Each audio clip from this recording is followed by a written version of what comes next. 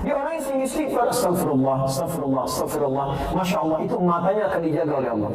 Begitu melihat yang tidak baik menurut Allah, dia akan palingkan, astagfirullah, astagfirullah. Tangannya juga begitu, kakinya juga begitu. Dan hebatnya, ini yang paling mulia. Orang-orang yang sudah mendapatkan cinta Allah, ahli istighfar ini, ahli istighfar, kalau sudah mendapatkan cinta Allah Subhanahu wa Ta'ala, maka Masya Allah, kemuliaannya tanpa meminta pun doanya segera dikabulkan. Orang yang biasa istighfar itu diantara kemuliaannya, Allah akan cepat mengabulkan kebutuhannya tanpa dia harus memintanya. Butuh sesuatu, datang. Butuh sesuatu, datang. Kadang orang ini belum tentu minta. Ini pernah dipraktikkan oleh seorang tukang roti di zaman Imam Ahmad bin Hanbal. Pak, dia paham betul konsep ini. Ya. Kata Ibnu Qayyim al-Jauziyah, dia punya rumus, ya, masa setelah Imam Ahmad sampai disebutkan rumusnya. Kalau Anda punya permohonan yang cukup banyak, tapi waktunya singkat, kata beliau cukup perbanyak istighfar. Begitu Anda istighfari, itu sebelum dimintakan Allah bisa kabulkan. Kalau benar kebiasaan istighfar. Ya. Imam Ahmad itu pernah lewat, kemudian beliau datang ke masjid. Di masjid masuk masjid. Ya. Begitu masuk ke masjid, tiba-tiba petugas masjidnya langsung mengusir beliau. Katanya keluar. Itu imam besar, Pak. Dikenal biasa antara jagat dia. Cuma saking tawadhunya, pakaiannya biasa-biasa. Seperti Syekh Yasin Al-Padangi, Bu. Ya, ibu atau bapak yang dari Padang itu ada ulama besar tuh. Ya, saya sampai hari ini masih kagum, saya terus lagi. Sampai tadi saya nunggu di mobil tuh, saya masih pelajari beliau itu. Ya, bagaimana santunnya, tawadhunya, pakaian macam-macamnya. Itu ahli sanad, Pak, sedunia itu. Sedunia semuka bumi ahli sanad itu. Ya, itu luar biasa, Masya Allah. Pakaian, tampilan sederhana, macam-macam. Jadi kalau Anda ke Mekah itu belum kenal pertama kali, mungkin nggak akan kenal kalau itu ulama besar tuh. Kadang-kadang orang tawaf dia bawain air, zam-zam setelah selesai dikasihin. Dulu pakai sarung begini, pakai kaos, tapi muridnya ada yang dari Mesir, ada yang dari Mekah, ada yang dari macam-macam, itu luar biasa. Ya. Nah, yang paling menarik, Imam Ahmad itu sederhana luar biasa. Ini nggak tahu, katanya keluar. Imam Ahmad kata ahli fikih, kata beliau, ada astajah kalian, saya istirahat sebentar. Dan barah itu sudah mulai kasar. Barah, kata Imam Ahmad, astajah, ani astajah. Gak apa-apa, tolong perkenankan saya istirahat sebentar, saya capek kata dia. Rawah, enta, rawah. Rawah itu sudah lebih kasar lagi dari kata roh. Maksudnya, tolong keluar dari sini sekalian dengan roh-rohnya. Rohnya pun jangan ada di sini, keluar. Itu kalau Anda ke Mekah misalnya kan, atau ke tempat di Arab, ada orang mengatakan rawah, anta rawah, itu tandanya lagi marah, Pak. Jangan senyum. Rawah. Itu musir, ya, musir itu. Suruh panggil. Kalau bisa rohnya pun jangan di situ, pergi kata orang ini. Imam Ahmad keluar, kemudian di teras itu beliau juga sandaran, disuruh pergi lagi. Begitu keluar dari masjid, jalan beliau. Singkatnya bertemu dengan makhbaz, tempat jualan roti. Ya, syar'i roti, menjual dengan syar'i. Ya, baik. Dia setiap datang orang lewat melihat, Masya Allah, kalimatnya bagus sekali. Imam Ahmad lewat dipanggil, Syekh istani mana? Syekh, tolong istirahat di sini dulu. Kelihatannya capek ya. Begitu bikin, perhatikan beda antara sari roti dengan syar'i roti. Yang ini setiap diaduk begini, astagfirullah. Dibikin begini, astagfirullah. Ini astagfirullah. Selalu istighfar. Kata Imam Ahmad, ya Syekh, ma faidah istighfarika? Apa faedahnya istighfar kamu itu? Imam Ahmad tahu, cuma ingin memuji ini. Apa manfaatnya katanya? Perhatikan, Wallahi demi Allah katanya, tidak pernah saya membiasakan istighfar ini kecuali Allah selalu mengabulkan doa-doa saya. Selalu mengabulkan doa-doa saya. Cuman, wallahi, cuman satu aja yang belum terkabul sampai hari ini. Mudah-mudahan Allah sebelum mengabulkannya sebelum saya wafat atau dia yang kembali pulang duluan. Apa itu kata Imam Ahmad? Wallahi saya bermohon kepada Allah supaya bisa dipertemukan dengan Imam Ahmad bin Hanbal sebelum saya meninggal atau beliau yang meninggal duluan. Kata Imam Ahmad, Allahu Akbar. Rupanya saya diperjalankan ke Mesir ini, masuk ke rumah Allah sampai diminta keluar sampai ke sini gara-gara istighfar kamu ini katanya. Jadi bisa digerakkan itu. Itu istighfar Pak. Itu kemuliaannya luar biasa. Tapi tolong jangan lakukan itu kepada saya gitu. Nggak bisa istighfar, Masya Allah. Makanya ahli surga yang biasa istighfar, surganya istimewa, bukan surga biasa. Itu ada di Quran surah ke-51 ayat 18. Lain Pak, bonusnya itu lain. Ya. Dia ditempatkan di taman surga. Ya, taman surga itu kemuliaannya beda dengan surga biasa. Kalau Anda insya Allah masuk surga, kalau di surga biasa itu yang melayani pelayan surga, namanya wildanul mukhalladun. Ya, kalau laki-laki dilayani oleh bidadari surga, kalau perempuan oleh pangeran-pangeran surga, cantik dan gantengnya tak terlukiskan. Kata Nabi nggak usah dibayangkan, mala ainun ra'at wala udhun sami'at wala khatara 'ala qalbi bashar. Nggak pernah kelihatan oleh pandangan kita, nggak pernah terdengar oleh telinga, bahkan dipikirkan pun nggak akan seperti itu. Itu masih kelas biasa. Tapi taman surga yang ngasih langsung semua Allah tanpa perantara, kun fayakun ada, dan nggak perlu dibayangkan. Dan penghuni surga seperti ini itu sebelum masuk ke surga pun sudah diperkenankan melihat Allah tanpa hijab. Al-Quran 175 ayat 22 sampai 23, posisi paling kiri sebelah atas. Wujuhu yawma idzin nadhirah. Ada orang-orang yang masya Allah saat dia dihisab itu wajahnya berbinar-binar. Ya, padahal mau masuk surga. Ya, ila rabbiha nadhirah, karena bisa melihat Allah tanpa hijab langsung seketika. Nggak usah dibayangkan, nggak boleh. Tapi ada seketika. Masya Allah, apa yang terjadi? Quran surah 51 dari ayat 15-nya. Nanti ketemu di ayat 18. Innal muttaqina fi jannatin wa 'uyun. Sungguh ada sementara orang-orang takwa itu tempat tinggalnya di taman surga. Taman surga, Masya Allah. Kalau di Firdaus ya taman surga Firdaus ya. Indahnya luar biasa. Ada karakteristik yang bisa anda bumikan ke dirinya dalam kehidupan orang di bumi. Al-khidina ma'atahum rabbuhum. Ini syahidnya.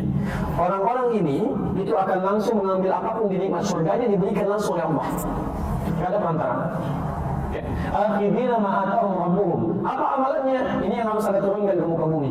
Innahum kanu qabla dzalika muhsinin. Saat di muka bumi, saat di dunia, itu orang-orang ini muhsin, berbuat ihsan. Ya, kalau Anda ingin jadi penghuni di sini, turunkan karakteristiknya, kemudian tuangkan dalam kehidupan di bumi, Anda kerjakan itu. Apa amalannya? Kanu qalilan minal laili ma yahja'un. Amalan pertama, dia terbiasa sedikit tidurnya. Itu bahasa Quran. Sedikit tidurnya. Ini malam dihidupkan dengan ibadah. Dia paham, ya kalau malam itu lebih enak ibadahnya, akan lebih khusyuk. Quran surah 73 ayat yang ke-6, inna nasya'atal laili asyaddu wa aqwamu qila. Bangun malam itu akan enak menyentuh pada jiwa, lebih khusyuk. Makanya maaf ya, setan malam dengan setan siang itu beda apa? Lain. Shift-shiftan dia. Setan siang itu biasa, nggak usah terlalu banyak tenaganya, tiup dikit udah pada nggak sholat tuh. Ya. Setan malam itu tidak, dia paham gangguannya itu minim, nggak ada kebisingan, TV berhenti semua, nggak ada siaran macam-macam. Jadi ketika orang ini ibadah, konsentrasi khusyuknya akan lebih tinggi dibandingkan dengan siang. Maka dari itu banyak terjadi keanehan. Kalau ibu nggak percaya silahkan.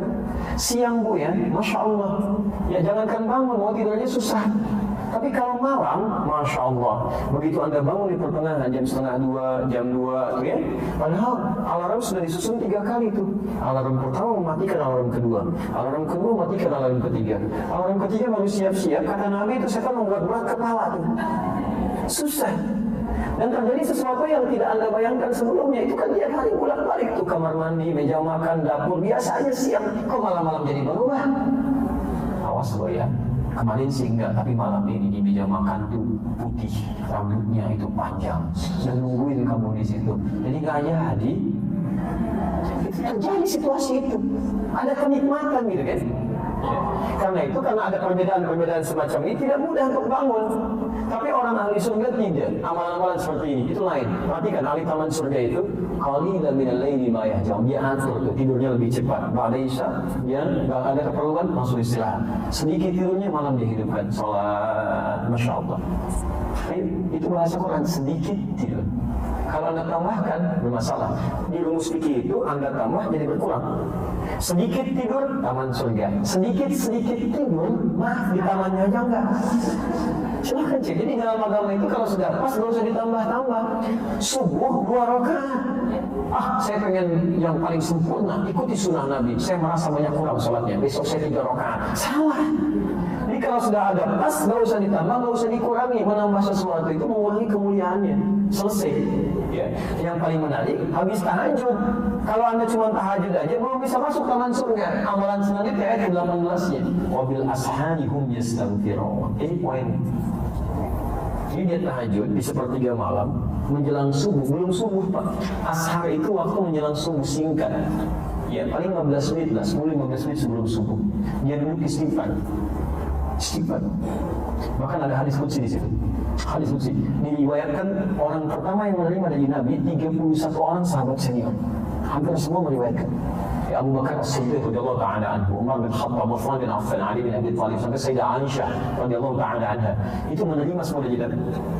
Yanzilu Rabbuna tabaraka wa ta'ala. Allah Subhanahu wa ta'ala akan membentangkan rahmatnya ya di thuluthil akhir min al-lail, di setiap sepertiga malam yang terakhir. Kemudian menyampaikan, faqala, Allah menyampaikan pada hamba-Nya, ya ibadi, ya hamba-Ku, siapa yang meminta kepadaku aku akan kabulkan. Siapa yang memohon aku akan berikan. Dan man istaghfara li ghafartu lahu. Siapa yang istighfar, aku akan ampuni dosanya. Rumus cepatnya, alhamdulillah. Ketika Anda banyak istighfar, itu yang dua pertama akan diberikan tanpa Anda minta, seketika diberikan. Makanya ahli taman surga itu, Masya Allah, begitu selesai tahajud, dia nunggu fajar, astagfirullah, astagfirullah, astagfirullah. Ingat-ingat dosanya itu. Kalau nggak percaya silahkan bayar. Nanti malam ada tahajud. Setelah itu menjelang subuh misalnya, Anda biasakan istighfar, terus dengan hati yang bersih, yang enak, itu selain dosa keluar, itu tidak menutup kemungkinan air mata bisa ngalir. Tapi sambil diingat, apa dosa-dosa yang Anda lakukan? Mungkin pernah berkata kasar pada orang tua, pernah membuat pasangan hidup kecewa, sombong terhadap orang-orang sekitar. Ingat-ingat itu. Itu demi Allah saya katakan, nikmat yang luar biasa. Ini dan dosa gugur, dosa gugur. Ya, jelas di sini. Baik, saya sebentar saya cukupkan dulu sampai sini. Untuk bagian pertama itu masih yang ringan-ringan. Kalau dosisnya atau kadar penyakitnya masih kecil-kecil, masih suka pada nikmat orang lain, kan? Masih belum qanaah dengan nikmat sendiri, ya masih belum puas dengan nikmat sendiri, masih mengharap punya orang, walaupun belum mencela, itu yang kecil-kecil bukan dengan istighfar. Tapi kalau sudah membuat yang jelek-jelek, itu nggak akan hilang dengan istighfar. Masih ada tahap kedua. Ya. Saya mau cek sebentar nih, ya, untuk memastikan kita benar atau tidak. Apa lawan dari hidup? Mati, baik. Kalau tertawa? Kalau siang? Kaya? Miskin, baik ya. Sekarang kita cek ya. Quran surah 53, Najm. Ayat 43, ayat 44, dan 48. Ayat 43, 44, 48. Oke. Dari 4 pertanyaan tadi saya keluarkan 3-nya. Ya. Apa lawan tadi yang Anda jawab? Lawan kehidupan apa? Kematian. Baik. Wa annahu huwa amata wa ahya. Dialah Allah yang mematikan dan menghidupkan. Jawaban Anda benar. Ayat 44-nya, wa annahu huwa adhaka wa abka. Dialah Allah yang telah menjadikan orang bisa tertawa dan juga bisa menangis. Jadi lawan tertawa kan? Anda benar. Tadi yang Bapak jawab, Ibu jawab, lawan kaya apa? Miskin, baik ya. Quran surah ke-53 ayat 48 ya, ya. Sudah kencang, benar nggak? Wa annahu huwa aghna wa aqna. Dialah Allah yang telah menjadikan seseorang kaya dan cukup. Ternyata di Quran itu lawan kaya itu cukup, Pak. Gak ada orang miskin, Bu. Gak pakai orang, gak ada orang miskin. Gak ada orang miskin. Jadi Allah tidak pernah menciptakan orang miskin di muka bumi. Gak ada. Yang ada itu orang yang selalu merasa kurang dengan nikmat, sehingga mengharapkan nikmat orang lain. Padahal bagi dirinya cukup, itu yang jadi masalah. Coba perhatikan ya, kalau ada orang merasa miskin, Allah langsung berikan zakat supaya dia keluar dari kemiskinan. Maka zakat diberikan pada orang yang merasa miskin. Quran surah ke-9 ayat ke-60. Innamas shadaqatu lil fuqara wal masakin. Diturunkan zakat untuk mengentaskan kemiskinan. Ternyata dengan zakat masih belum cukup juga, masih miskin juga. Diberikan infak. Quran surah kedua Al-Baqarah ayat 215, posisi paling kanan sebelah bawah. Yas'alunaka madza yunfiqun qul ma anfaqtum min khairin falil walidaini wal aqrabin wal yatama wal masakin. Untuk keluar dari kemiskinan. Kurang cukup juga dikasih sedekah. Masya Allah, zakat dikasih, infak dikasih, sedekah dikasih, masih miskin juga. Kalau dengan semua itu belum bisa mengeluarkan Anda dari kemiskinan, Anda perlu dikasih apa lagi? Jadi sebetulnya konsep itu keluar untuk mengeluarkan dari sesuatu yang dirasakan miskin. Kata Allah nggak ada yang miskin, cuma dua, cukup atau kaya. Selesai. Ayo coba ibu pilih mana? Mau kaya mau cukup? Alhamdulillah. Tuh ada pilihan cukup kaya. Baik ya. Nah, ini persoalannya di sini gitu ya. Nah, jadi Bapak dan Ibu sekalian, itu perasaan kurang itu yang menjadikan penyakit datang. Itu yang coba kita istighfar ya. Ya pagi istighfar. Kalau nggak sempat istighfar, jangan tinggalkan sholat. Jangan tinggalkan sholat. Karena dalam sholat itu ada kalimat istighfar. Makanya sholat ke satu dengan sholat yang lainnya itu menggugurkan dosa-dosa kecil. Itu ada di hadis Muslim nomor hadis 233. As-salawatu ila as-salawat wal jumu'atu ila al-jumu'ah wa ramadan ila ramadan kafaratun lima bainahunna. Ya, sholat satu ke sholat lain, Jumat ke Jumat dan Ramadan ke Ramadan itu bisa menggugurkan dosa yang terjadi di antara keduanya. Malam takunil kabair, semuanya bukan dosa besar. Di Anda mungkin punya dosa, ya dosa-dosa kecil asal sholat. Jadi pas sholat asar itu dosa kecil hilang, otomatis itu. Ya. Kenapa salah satunya? Karena saat Anda sholat Anda mengucapkan kalimat istighfar. Bukankah rukuk kita mengucapkan istighfar? Subhanakallahumma bihamdika, Allahumma ighfirli. Sujud Anda istighfar. Kalau Anda baca subhana rabbiyal a'la, bukankah duduk di antara dua sujud bahasa istighfar? Kalimat pertama dalam duduk di antara dua sujud apa? Rabbil firli, itu istighfar. Jelas ya? Kalau sudah jelas, saya tahan sebentar, saya jawab dulu ini. Kalau sekiranya dianggap cukup, kita belum bawa obat yang maaf kadar penyakitnya cukup berat ya, yang mikirin orang gitu kan, masya Allah, terus yang macam-macam lah, pokoknya hidupnya nggak tenang ya. Yang awas, yang paling berbahaya itu dalam urusan ibadah, nanti saya bahas lebih jauh lagi. Itu kata Quran, ada orang-orang yang dia merasa berbuat baik sebetulnya banyak salahnya, dan itu penyakitnya lebih dahsyat ya. Saya jawab dulu ini. Mau tanya Pak Ustadz, boleh? Enggak. Oh ya. Boleh nggak jika nggak sholat malam tahajud tapi ikut sholat berjamaah subuh di masjid? Ya, bukankah pahalanya seperti sholat malam sepanjang malam? Masya Allah, luar biasa ya. Mengikat pahala seperti, wah, hitung-hitungannya pintar itu ya. Nanti kalau semua seperti ini, nggak ada yang haji dan umrah. Karena sholat syuruk itu senilai haji dan umrah. Kosong itu kabarnya dari orang Indonesia, Masya Allah. Ya, itu luar biasa. Baik. Kalau cuma mau berpahala, memang betul. Sholat subuh berjamaah itu pahalanya juga tinggi. Ya, orang yang sholat subuh berjamaah di masjid dia tunaikan, bukan cuma mendapatkan seperti ini, bahkan lebih daripada dunia dan seisinya, baru sholat sunnahnya saja. Ya, misalnya di hadis Muslim yang semacam ini, di hadis Muslim hadis 724 sampai 729, dimulai dari sholat sunnahnya dulu. Rakaat al-fajr khairun minad dunya wa ma fiha. 2 rakaat sebelum fajar itu berapa pahalanya? Sudah salah lagi. Bukan dunia dan seisinya, lebih baik. Kalau lebih itu berarti lebih, bukan pas. Lebih dari, berarti dunia dan seisinya pun itu masih.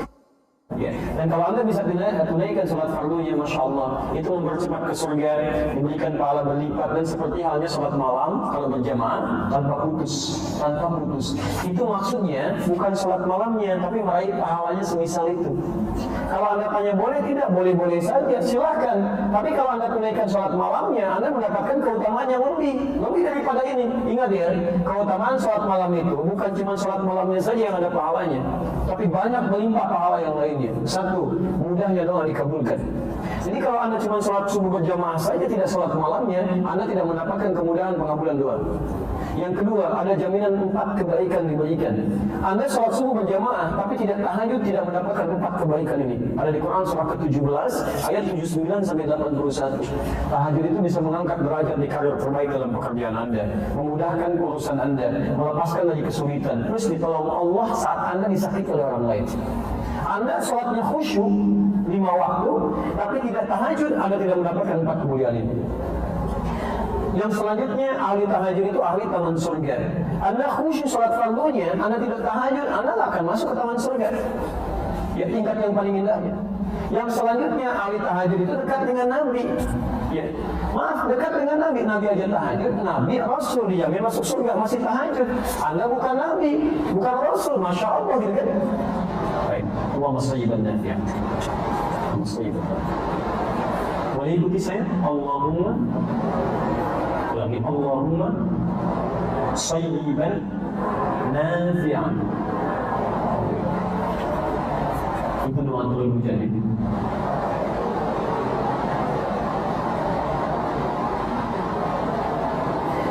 Saya pernah baca di Bulughul Maram bahwa sholat dapat dijamak bila sudah 3,5, bukan fasah tapi farsah. Farsah itu hitungan jarak ya, hitungan jarak dalam bahasa Arab. Bukan 6 kilo, dari mana dapatnya 6 kilo ini? 3 farsah itu bukan 6 kilo, 80 kilometer. Ya, 80 kilometer. Ya, karena satu farsahnya saja itu kisaran 27,5 kilo satu farsah. Ini kalau 3 farsah berapa? Ya itu kisaran 80 kilo, 80 sampai 82 kilometer ya. Apakah bisa dilakukan? Betul, tapi hati-hati. Cara membaca hadis itu bukan seperti membaca terjemahan begitu, maknanya begitu, tidak. Ada maknanya. Ya, dalam ilmu fikih itu begini, kalau ada kalimat hadis mengandung makna hukum, maka dibacanya harus baca teori hukum. Harus menggunakan teori hukum. Ya, dalam bahasa Indonesia saja kalimat hukum beda dengan kalimat biasa. Lain. Apalagi dalam hadis. Nah, kalimat hukum ini mengandung ilat itu sebab hukumnya. Ya, sekarang begini. Kalau Anda baca misalnya kalimat standarnya, perjalanan 3 farsah sekitar 80 km misalnya, itu membolehkan sholat di jamaah. Tapi dalam ilat, sebab hukum dalam fikih, Anda mesti lihat yang ditempuh oleh Nabi dalam jarak 80 km per jam itu perjalanan seperti apa. Apa persamaannya? Pakai kemudian hukum kias, dianalogikan dengan kita sekarang. Kita coba persepsikan dengan keadaan yang sama. Maaf, kalau zaman Nabi ada kendaraannya apa? Unta. Baik.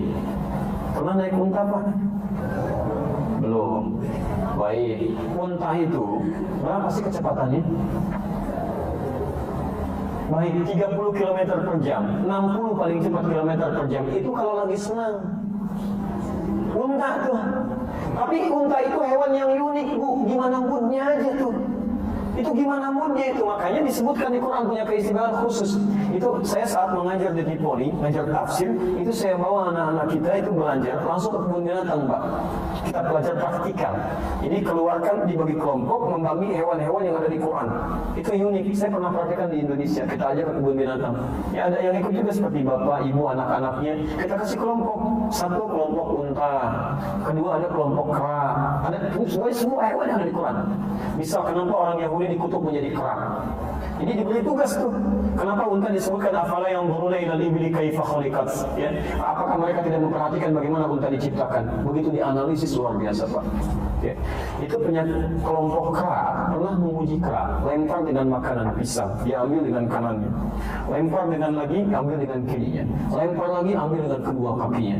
Begitu yang lain datang, dia serang. Gak boleh ngambil yang punya dia. Tapi kalau dia sudah bosan, dia akan masuk ke daerah yang lainnya, dia acak-acak yang lainnya, dan dia keluarkan dari situ. Mirip-mirip seperti yang sekarang. Jadi dikutuk jadi kera itu memang kelakuannya begitu. Punya orang ambil, pengen mendominasi, yang lain gak boleh maju. Kalau usia sedikit tembakin orang lain, memang begitu kelakuannya. Makanya tidak dikutuk menjadi tikus. Gitu. Iya, selesai. Unta itu Masya Allah. Banyak sekali keutamaannya itu. Unta satu-satunya hewan yang punya selaput di matanya. Jadi begitu badai kencang, itu seketika bisa menutup tuh selaputnya. Dia jalan aja santai aja jalan. Anda punya mobil Ferrari pun saya katakan membawa tuh ke padang pasir, mogok juga. Unta mah jalan aja. Makanya disebut oleh orang Arab Safinatus Sahra, kendaraan terhebat di padang pasir. Unta apa? Cuma jangan salah, unta itu bagaimana moodnya. Kalau tuannya bagus, dia akan melayani dengan baik. Tapi kalau tuannya menjengkelkan, dia akan bersikap yang sama. Di Libya itu pernah kejadian, ada orang yang kasar terhadap unta, sering dipukulin, jarang dikasih makan, itu dihafalin pada di mana dia datang, dilihat. Begitu malam dia keluar dari sarangnya, dari sangkarnya, dari tempat dia, kemudian dia buka, dia injak-injak sampai meninggal tuannya. Kejadian. Tapi kalau dalam urusan jalan, itu moodnya gimana dia aja. Begitu kencang, begitu santai. Kadang tuannya dilihatin begini, jalan gitu ya. Berapa kilometer per jam? 10 kilometer, 20 kilometer per jam. Makanya orang Arab itu punya syair khusus, Pak. Ada 16 rumus di ilmu Harun, disebut dengan bahar. Itu diantaranya bagaimana membuat unta bisa cepat jalan dan lambat jalan. Kalau mau lambat, nama rumusnya tawil namanya, bahar tawil. Ya, kifana kinin dzikru habibin wa manzili bisaqtil wa bainan dakhuli fahal mali fa'ulun mafa'ilun. Jalannya santai, lihat ke atas begini, jalan lagi. Tapi kalau pengen dia cepat pakai rajas. mustafilun sauti safiril bulbuli hayya qalbi thamiri al-ma'u wa zahru ma'a wa zahri lahbul muqri fa anta ya sayyidani wa sayyidi wa mawlani fakam tayammuni huzailun uqayqali wa taqtuhu min wajhatin min fili hadha rajuli faqala la la la faqad qala muhadwili wal walad wali yawilani faqultu la tuwalli fa bainul uqwali qala tawhina fa zainu radidul muqri kadan fakalani tutubu kencang tuh dia, cuman sekencang-kencangnya berapa kecepatannya. Yang kedua, medan kita dengan medan diharapkan beda. Nabi jalan pakai unta, yang dilewatin apa? Padang pasir. Pernah lewat padang pasir enggak? Apalagi kalau ada angin, ada badai macam-macam, ya, belum hewan-hewan di sekitarnya. Nah, ini yang disebut dengan illat. Illat ini bukan cuma masafah, bukan cuma jarak, tapi ada masyaqqah, kadar kesulitan di perjalanan. Jadi di Arab itu kalau sudah 80 km per jam dulu, itu pasti sudah terasa berat di jalannya. Berat di jalan. Apalagi kalau nggak ada unta, berarti jalan kaki. Nah, ini yang diambil hukumnya ke kita sekarang. Kalau ada perjalanan 80 km, apakah mesti dijama? Belum tentu. Kalau perjalanan ditempuh dengan keadaan nyaman, bahkan belum menghadirkan waktu sholat biasa. Ya, misal, mohon maaf, misal ya, Anda misalnya ingin kalau ke Lampung, ya dari sini ke Lampung, bisa dari Jakarta ke Lampung, dengan dari Jakarta ke Bekasi, jauh mana? Ke Lampung. Tapi Anda ke Lampung pakai pesawat, ke Bekasi pakai beca. Ya, perbandingannya bagaimana? Ke Lampung cuma setengah jam, flight pertama setengah satu tuh dari Cengkareng. Nyampe ke sana jam 1, asar aja belum muncul. Cuma sebentar, Masya Allah, di waktu yang sama silakan kayu tuh beca dari Jakarta tuh, ya ke Bekasi, lewat sini, lewat situ, macam-macam, belum kena macet segala rupa. Mungkin belum tentu nyampe maghrib ke Jakarta, Bekasi gitu ya. Nah, di dalam situasi itu nanti berlaku hukum. Jelas ya, itu disebut dengan illat. Makanya ketika jamak dan qasar muncul, illatnya bukan cuma perjalanan, ada illat lain, khauf, ada khawatir, ada masalah. Quran surah keempat ayat 101, posisi paling kiri sebelah bawah di pojok. Idza darabtum fil ardi, kalau Anda berperjalanan di muka bumi, falaisa 'alaikum junahun an taqsuru minas shalah. Enggak ada masalah kalau pengen qasar salat. Jangankan jamak, qasar boleh. Cuman kapan itu dilakukan? In khiftum ay yaftinakumul ladzina kafaru. Jika khawatir ada gangguan di perjalanan seperti orang kafir mengganggu. Jadi ilat hukumnya gangguan yang menghambat waktu salat dilakukan dengan nyaman. Jadi maaf, tanpa perjalanan pun Bu ya, Ibu tidak melakukan perjalanan. Tapi misalnya Anda punya profesi yang menentukan maslahat bagi umat, yang kalaupun nggak di jalan itu akan berdampak pada maslahat. Ya. Dokter ingin melakukan tindakan, dimulai jam 1, diprediksi itu tindakan sampai maghrib Bu. Sampai maghrib. Kan tidak mungkin kemudian ditinggalkan pasien kan? Begitu adzan asar muncul, diobservasi, dilihat siap, semuanya siap, ayo kita mulai lakukan pembedahan. Begitu dibuka tuh, dilihat jantungnya, jantung bagaimana posisinya, adzan asar muncul, Allahu Akbar, Allahu Akbar. Maaf Mas ya, saya mau sholat dulu, nanti saya balik lagi. Wah, bisa sekarat itu pasien. Jadi Anda boleh lakukan, silakan jamaah di awal, kemudian setelah itu sampai maghrib, Anda bisa tunaikan maghrib. Jelas di sini. Kecuali kalau perjalanan yang jaraknya merubah zona waktu. Walaupun perjalanan nyaman, tetap di situ memperbolehkan jamak dan qasar. Anda ke Amerika, perjalanan cukup jauh, baru berangkat sedikit sudah gelap, padahal berangkatnya pagi gitu kan. Yang seperti itu sudah merubah zona waktu, maka dalam keadaan demikian itu boleh menjamak. Walaupun di pesawat nyaman, tenang. Itu penting saya sampaikan.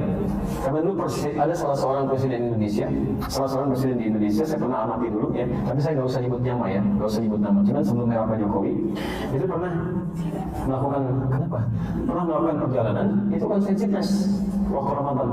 Ya kami alhamdulillah telah melakukan puasa singkat ya, puasa singkat. Jadi sedang jalan jauh, tiba-tiba di satu negara buka, karena di sana sudah masuk maghrib. Terus lewat lagi negara, Masya Allah sudah subuh kan, pagi puasa lagi. Jalan enak banget, paling cuma berapa jam. Kalau begitu orang kaya putar-putar dunia aja tuh, ya paling 10 hari udah beres tuh, 30 hari puasa gitu. Nah jadi nggak bisa yang seperti itu. Tetap yang seperti itu mesti dilakukan qadha untuk puasanya, dan dia boleh rukhsah untuk berbuka, sama hukumnya dengan puasanya. Masih ada waktu? Mohon izin 5 menit lagi ya. Nah, saya harus siapkan untuk yang selanjutnya. Apakah penyakit fisik itu diakibatkan dari dosa yang pernah kita perbuat? Bisa iya, bisa tidak. Bisa iya, bisa tidak. Iya. Saya mulai dari yang tidak dulu. Maaf, Nabi Ayub misalnya. Kenal Nabi Ayub Bu? Ini mana kenalnya? Masya Allah. Suka agak bingung ya kadang-kadang. Udah semakin sore. Baik, Nabi Ayub itu punya dosa apa? Nabi, Rasul, ibadahnya rajin, dekat dengan Allah, diuji dengan penyakit, sakit. Jadi jangan disimpulkan setiap penyakit itu pasti punya dosa, belum tentu. Ya, tapi diuji dengan penyakit dan beliau sabar. Ya, kadang-kadang di antara penyakit itu ujian untuk meningkatkan ketaatan kita kepada Allah. Ini orang rajin ke masjid nih, diuji coba, kasih sakit kakinya masih ke masjid nggak? Masya Allah. Dan tidak sedikit orang masih berangkat, itu ujian. Tampilkan sepanjang masih ada, saya lakukan. Abdullah bin Abi Umi Maktum itu matanya nggak bisa lihat, Pak, buta. Jarak rumah sekitar 500 meter lah dari masjid, ya sampai 1 kilo. Minta izin ke Nabi, ya Rasulullah, saya nggak punya penuntun.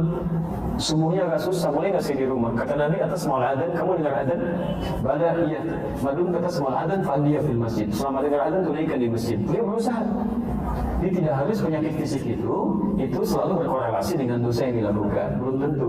Tapi ada juga memang penyakit-penyakit fisik yang datang karena pengaruh-pengaruh dosa. Ada. Ya nggak usah banyak tafsir deh. Orang yang banyak dosa itu pasti berpengaruh pada keadaan fisiknya. Nggak percaya silahkan keluar dari sini ya, pakai sepatu orang lain. Jangan sepatu bapak, pakainya sepatu orang. Itu pasti di tengah jalan ada banyak pikiran itu. Nggak akan tenang. Gak akan tenang begitu dipakai sudah gelisah, tengok kanan, tengok kiri gitu kan. Udah nggak